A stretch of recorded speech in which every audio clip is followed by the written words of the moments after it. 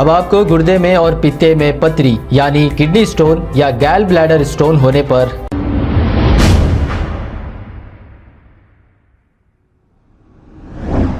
السلام علیکم ناظرین، 7H نیوز سچ کو رکھے آپ کے آگے۔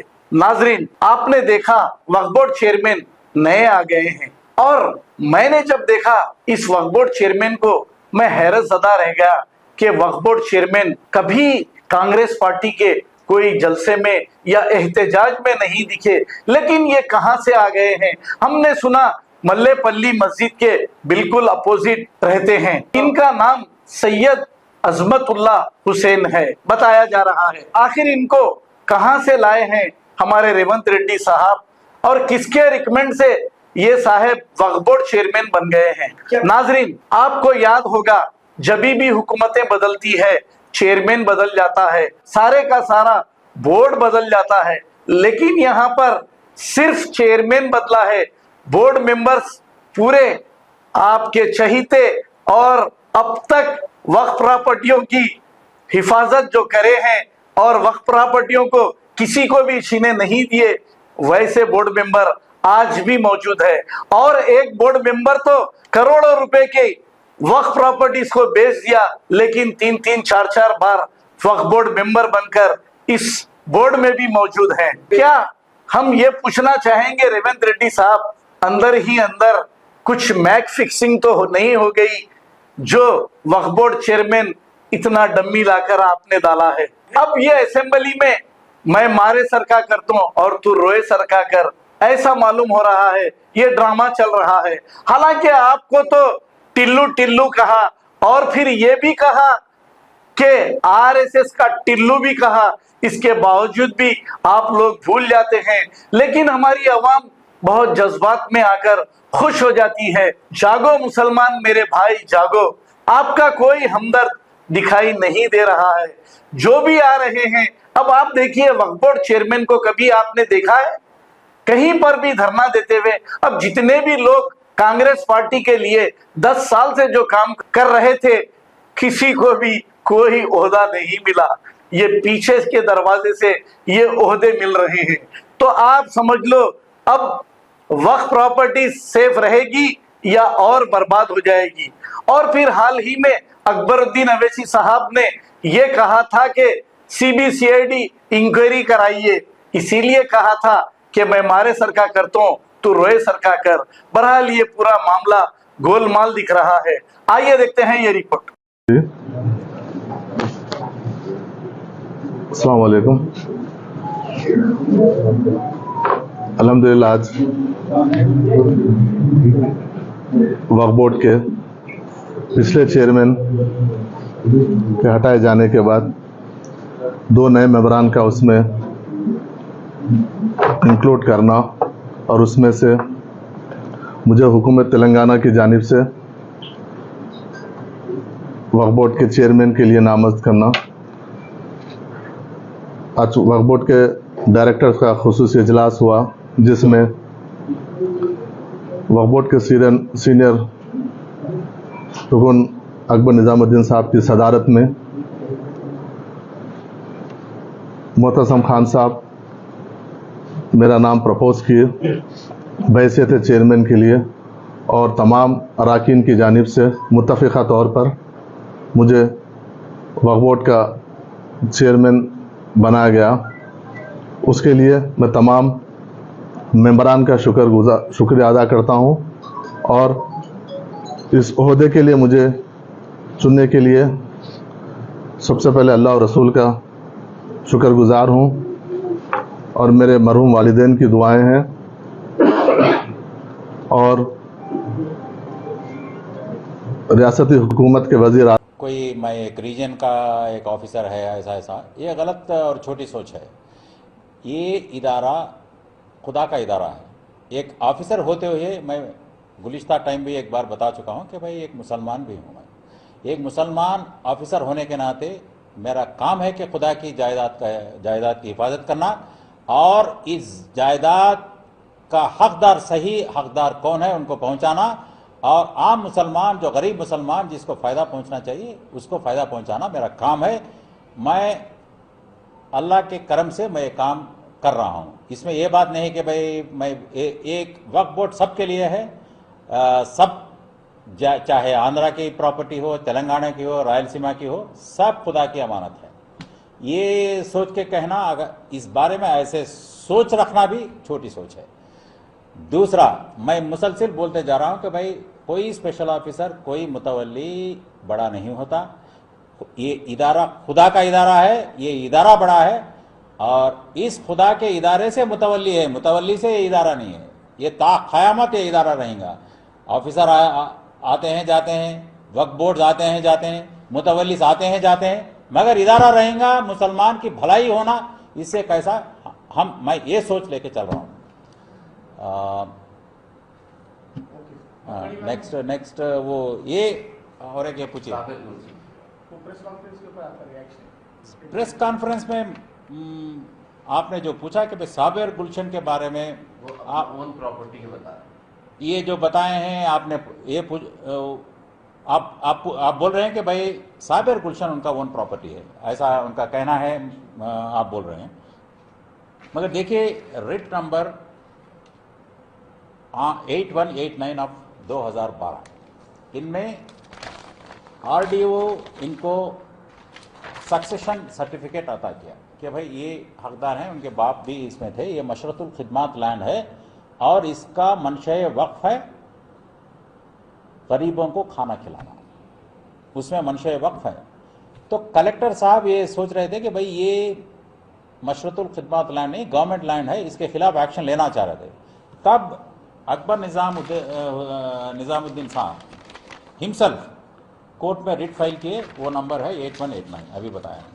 उसमें इनकी रिट में इन्होंने खुद लिखा है कि मशरतुल खिदमात लैंड है, ये सेक्शन 312 के तहत वक्फ करार की जाएगी, इन्होंने खुद एक्सेप्ट करा है। अगर ये बोल रहे हैं अभी कि भाई ये मेरी खुद की जाती ज़मीन है, तो कंटेम्प्ट ऑफ कोर्ट हो जाएगा। आप सिर्फ मुतवल्लियों को ही टारगेट बनाया जा रहा है, उनका आप पे इल्जाम। देखिए वक्फ क्या चीज़ है, दरगाह की प्रॉपर्टी, मस्जिदों की प्रॉपर्टी और ग्रेवयार्ड्स, जो भी मुस्लिम कब्रस्तान हैं, उसके तहत जो भी प्रॉपर्टी है ये वक्फ में आते हैं, और कुछ थोड़े बहुत एजुकेशनल इंस्टीट्यूशंस। तो सिर्फ दरगाह नहीं है मुतवल्ली, दरगाह के तहत अब जैसा कि हजरत शाह खामोश दरगाह की मुतवल्ली के तहत 865 एकड़ गेजेट नोटिफाइड लैंड है, 84 में हुआ था। ये साहब का कहना है, हमने जब उनको लेटर भेजा है तो भाई आपका स्टेटस बताइए, आज जमीन की हालत क्या चीज है, 865 एकड़ अब कहाँ है। खानोजी गुड़ा जो है पहला मुद्दा था, मैंने जब गुलिस्ता प्रेस कॉन्फ्रेंस में बताया 84 एकड़ 87-90 के बीच में बेचा गया, 4 जीपीएस इनके बेचे हैं और मुद्दा चला रेवेन्यू में, जॉइंट कलेक्टर, आरडीओ, एमआरओ, मामला गया सुप्रीम कोर्ट तक। सुप्रीम कोर्ट ये जो इनामदार हैं, जो वक्फ के जो मुतवल्ली हैं, इनके नाकामयाबी की वजह से ये मैटर गवर्नमेंट लैंड करार किया जाए। अगर ये सही बताते कि भाई ये वक्फ लैंड है, ये नोटिफाइड वक्फ है, सुप्रीम कोर्ट का जजमेंट है, वंस ए वक्फ ऑलवेज ए वक्फ। एक और 121 एकड़ खानाजीगुड़ा लैंड नोटिफाइड वक्फ है इसमें, और 400 एकड़ सुल्तानपुर। ये बता रहे हैं अपने जो रिप्लाई हमको भेजे हैं, हमने भेजा है नोटिस इनको, ऐसी बात नहीं है कि नोटिस नहीं भेजा, ये गलत है। हमने पूछा है कि भाई क्या कहाँ है ये ज़मीन, आप कर क्या रहे हैं इसकी हिफाजत के लिए। इकबाल साहब से मुफ्ती खलील साहब एक सवाल कर रहे हैं कि क्यों ना आप इकबाल साहब हैदराबाद के तमाम मुतवल्लियों को बुलाकर एक वर्कशॉप करें और उनके सामने अपनी बात रखें, उनकी डिमांड। अब देखिए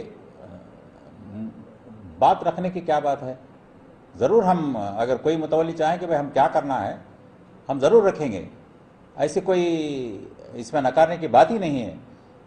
बट अकबर निजामुद्दीन साहब खुद एक टर्म सेंट्रल वक्फ काउंसिल मेंबर रह चुके हैं और 2 बार वक्फ के मेंबर रह चुके हैं बोर्ड के, और ये हजरत सब कुछ जानते हैं लॉ। अब ऐसे मुतवल्लियों को हम क्या बोल सकते हैं, इनको चाहिए कि भाई हिफाजत करें। अब देखिए, मैं आने के बाद मुसलसिल कलेक्टरों से मैं टच में हूँ, पुलिस एसपीओ से मैं टच में हूँ, और उनको ये बोल रहा हूँ कि भाई आप ये निकालिए लैंड को। वक्फ इदारे का इनाम अबॉलिशन एक्ट में आप किसी प्राइवेट इंडिविजुअल को आप ORC ऑक्यूपेंसी राइट सर्टिफिकेट पट्टा नहीं दे सकते। ये इदारे की ज़मीन है, इदारे को रहना चाहिए।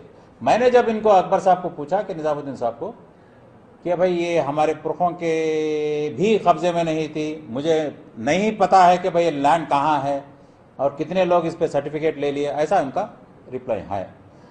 अगर आपको देखिए, अगर है ऐसा तो आपको चाहिए था कि भाई आप इसको रिकवर करने की इंतजाम कर सकते थे। आप बोर्ड में मेंबर थे, आप कलेक्टरों को लिख सकते थे। ऐसा एक बोर्ड की नॉलेज में ला के कलेक्टर को सेक्शन 28 में लिख सकते थे कि भाई फला लैंड को आप छुड़ाओ, तो कलेक्टर की जिम्मेदारी बनती है कि वो लैंड को छुड़ाओ। हम कर रहे हैं वो। हम ये पूरे ये लैंड के बारे में एक खानोजी गुड़ा को हम कलेक्टर को लिख रहे हैं, कोर्ट में इम्प्लीड हो रहे हैं, और ये तमाम ज़मीनात के हम कैसा इसको रिकवर किया जाए, फिर वापस बोर्ड को कैसे पाया जाए, हम एक्शन सर, लें। एक आखिरी सवाल ये है कि अभी एक पूरे शहर में और तकरीबन कई लोग एक पूरी तरीके से प्रेशर आप पर बना रहे हैं। ये जो प्रेस कॉन्फ्रेंस होना और फिर भंवरलाल इलेक्शन कमिश्नर से मिलना और ये सारी चीज़ें प्रेशर बनाया जा रहा इस पर, तो आपका नहीं, देखिए, इस पर रिएक्शन आप क्या? ओके, ये एक तो मैं बताते चलूं कि मुसलसिल ये बात बोली जा रही है कि भाई इलेक्शन कोड के तहत एक्शन लेना नहीं चाहिए। ये रूटीन मामला है, इससे मुतवल्लियों को चाहिए कि 365 डेज आप खुदा की ज़मीन, वक्फ की ज़मीन की हिफाजत करें। इसमें ऐसी बात नहीं कि भाई इलेक्शन के वक्त हम ज़मीन की हिफाजत नहीं करेंगे या जो मनमानी करेंगे, ये नहीं हो सकता। और कोई इलेक्शन रूल इसको लागू नहीं होता। जब मुतवल्ली फेल होता है वक्फ एक्ट फॉलो करने में, हिफाजत, वक्फ की जायदाद को हिफाजत करने में, हम एक्शन लेंगे। हम ये नहीं देखते हुए वो कौन सी पार्टी के हैं या फलां पार्टी के हैं या फलां एरिया का है, इसमें ऐसा मामला नहीं है। पार्टी, इलाका, ये कुछ नहीं देखते, या मुतवल्ली कोई बड़ा आदमी है या छोटा आदमी है। नो, लॉ में कोई छूट नहीं है उसको। भाई मुतवल्ली मेंबर रह चुके हैं या कुछ रह चुके हैं, भाई उनको छूट दें, नो। और जिम्मेदाराना रवैये से उनको पेश होनी चाहिए। जो कानून जानते हैं, तो भाई देखो ये कानून ये है, मेरे से ये गलती हो गई थी, चलिए मैं क्या कर सकता हूँ। ये सब चीज़ों के साथ आप प्रेशर महसूस प्रेशर, जब आपको खुदा की जायदाद की हिफाजत का मौका मिला है, मैं शुक्रगुजार हूँ खुदा का कि मुझे इस पोजीशन में उन्होंने रखा। इससे मैं चंद खिदमत मैं अपने कौम के मैं कर सकता हूँ। मैं खुदा का शुक्रगुजार हूँ। मैं वैसे कोई प्रेशर महसूस नहीं कर रहा हूँ।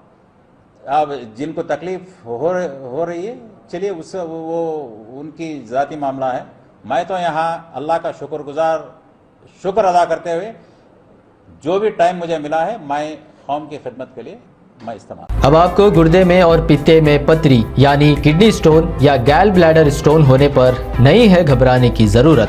शहर हैदराबाद में सालों से इस इलाज के लिए खानदानी सिलसिले से चला आ रहा है भरोसेमंद नाम RS यूनानी फार्मेसी, जहां पर खास तौर पर पित्ते में मौजूद पथरी और दोबारा पथरी ना होने का किया जाता है मुकम्मल इलाज। आपको इस दर्द से हमेशा के लिए मिल जाएगा छुटकारा।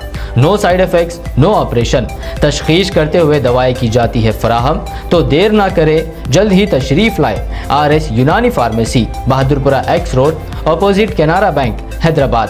मजीद तफसीलात के लिए रब्त करें 9390610436 पर।